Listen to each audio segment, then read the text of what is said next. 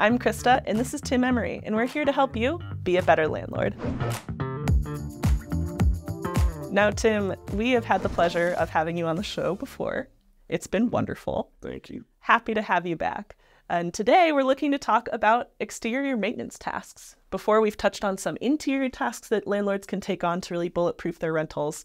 And now we're at the outside of the property. So my first question to you is, do you see that there's any mindset shift that landlords have comparing interior maintenance tasks with exterior maintenance tasks? When you're looking at the exterior, you're trying to protect your property, and you're trying to protect the building that these people are in. So you really need to take a proactive response to stuff. And if you don't take that proactive response, your property's gonna fail. And the quicker, and when you don't have things done outside, it deteriorates quicker because of the elements. Because Mother Nature does its best to destroy all our stuff. So that's really important to take care of those elements. Spoken like someone who has a story about Mother Nature destroying their property. Can you tell us a little bit about that? I've got hundreds of stories. Sure. But one of the main things that we've really got to think about is water. And even though, we're coming to you from Denver, we don't get a lot of water, but we get snow and rain, and we get enough. But when you have water issues, they're usually from bad gutters or bad drainage. And if you have bad drainage next to your property, the water will deteriorate things really quickly. I've worked for a structural repair engineering company, and that's what we found. And most of the time when I find issues with properties, it's usually water damage. So making sure that your gutters are moving water away from your house, making sure there's no puddling, bringing in extra dirt so that the water runs away from the house. Really important things. Moving trees and shrubs away from the base of your house is really important. Trimming trees. Get those trees away from the house. Every inspector, if you go buy a new property, every inspector will tell you trees next to houses are bad. Get those away. I know ivy, people love to grow ivy on their houses, and they love to grow up the brick walls. It's so damaging to your property, and it will ruin your property faster than anything. I know it looks great, and if you go back to England or something, they're all like that, but get that ivy away. But water is really most important thing to get away from your foundation. Wow. Yeah. I think that's such an interesting point. Can you tell me more about adding dirt and how that might help? I mean, logically, I get it, but I'd love a walkthrough. Yeah, basically, building up a ramp away from your house. Water travels easily downhill, and gravity pulls water downhill. And if water can't get next to your house and is pushed away, then that's really important. So move the water away, bring dirt up next to the house, compact it some, and then have it pushed away. Love it. Okay. Those are excellent tips. I'm hearing keep those trees away. Don't try growing an ivy extravaganza on the side of your rental. What other tips or tricks would you recommend to people that they can take on to make sure that their rental lasts for as long as possible? So if you have single family residents that have, sprinkler systems, putting in sprinkler heads at the bottom of the line that are self-draining is really a good way to do it. You got to make sure you blow out your sprinklers at the end of the year.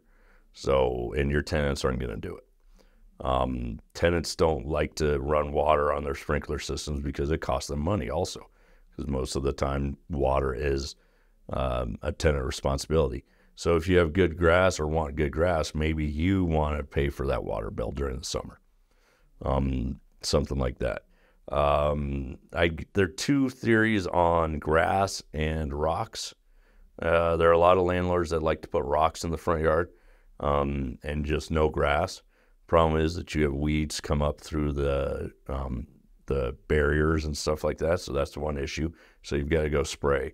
Another issue that we ran into was we would have broken windows a lot. Mm-hmm. So kids would pick up rocks and throw them at houses and break windows. So we mainly stayed with grass or mulch. And mulch is a great way to take care of a yard as well. But again, you do have to make sure you maintain it and take care of the weeds every year, because otherwise you will get, notices from the city that say you've got a weed problem, you have to go take care of it. And if you don't, we're going to do it, and we're going to charge you $75 an hour to do it, where you could do it for free for yourself or whatever your time's worth, or hire somebody to do it for you. Beautiful. Yeah, definitely want to at least have the option to not just have the city kind of swoop in and take action. Yes. Okay. Now here's a topic that I know we enjoy a lot here in Colorado: snow removal. Mm-hmm. How do you treat that when it comes to a rental? Again, I'm not a lawyer, but get it in your lease. Make sure that tenants understand the rules that your municipality has around that. Every municipality is a little bit different, but make sure they shovel it. Then also, one thing that hopefully all your tenant or all your owners know, you got to have your tenants have landlord or property insurance, renter's insurance, because that'll help if something happens, if somebody slips on the ice because they didn't do it. Now, you also have to realize that some of your tenants may not be able to shovel. If you have an 80-year-old tenant, she can't shovel, so you have to figure out how to get that driveway shoveled. And it's really important, because the longer that the snow stays there, the worse it is. So figure that out with your tenants and your properties and with your owners to figure out how that snow removal works. If you have a large building or, maybe a 6-unit or 8-unit, you've got to hire somebody to do it. Do not hire one of your tenants to do that maintenance. All right? It is a slippery slope, because the second they don't do it, you're liable, and they expect rent to be discounted, and they can tell you, oh, I shoveled it. Well, they shoveled it the night before, but they didn't shovel it after 2 more inches came on. Do not let your tenants do any of that type of maintenance. It's really important. I learned that the hard way 6 times over. Oh. All right? So don't do it. Great tip. Do not do it. Tim is very serious. Okay, I think those are excellent tips. Can you tell me a little bit about the impact that a good exterior has on the rental, but also your relationship with your tenant? Do you see any impacts there? The exterior really helps when the tenant's coming up to rent the house. And if the tenant is a good higher-end tenant, they'll protect the house, and they understand that. It's all about what I said. If they're walking into a nice place, hopefully they're going to take care of it nicer. So make it look good. Make it look clean. Clean up the yard, everything. Otherwise, the nicer tenant is not going to probably rent the house, and then you've got a tenant that may not be as good as the other tenant. So good-looking properties, and it's just like selling a house. The curb appeal is so important on a rental property. Plus, your neighbors will take care of it better. The local code enforcement people will let it slide if it looks good. They won't even bother you. So really strive to make that front yard look really nice. Yeah, it sounds like the exterior has so much more of an impact on the potential relationship with a great tenant, the city at large, that it really should be at the forefront, especially when you're trying to fill that vacancy. Yes. Are there any other maintenance tricks, hacks, tips that you'd like to share with the audience? For the exterior. For the exterior, yes. The main ones we started talking about. Trim your trees.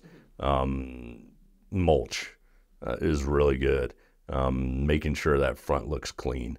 Getting not having trees or shrubs right up against the exterior, and making sure that the gutters and the downspouts are moving water away from the house. One thing that always happens is people knock down that extension gutter. Make sure those things get away from the house. It's really important. That's a really great tip. When it comes to the gutters, what's the best way for a landlord to make sure that everything is moving like it should? Should they visit in the rain? A lot of times you can tell. It doesn't matter when you're there. If I could get back when I was doing all those rental properties, if I could get everybody, if we could bury them and then move them away, that would be ideal. So everything's underground, so we're not worried about that. That would be one of the key benefits to doing it. Otherwise, when you're there and you see things, fix it then. Carry a couple little tools in your toolbox so that you can fix those gutters. And remind the tenants that this needs to happen, and advise them to have their kids not break these things and not step on these things. Yeah, absolutely. I think a little bit of education might go a long way here. If you tell the tenant, hey, I need you to make sure this isn't broken, and here's why. It's actually for your benefit as well. I feel like they'll be more apt to do it. Yes. Wonderful. Tim, thank you so much for your time and expertise. Really, it's just been excellent having these different conversations with you. If you'd like to find more of Tim's wisdom and cash in, check out Invest Success. We will have all of the information down below so you can check them out. They do seminars, they have local meetups here in Denver, and you can learn about everything from buy and holds to fix and flips and anything that your heart desires. Comment down below your favorite and least favorite exterior maintenance task, and don't forget to subscribe.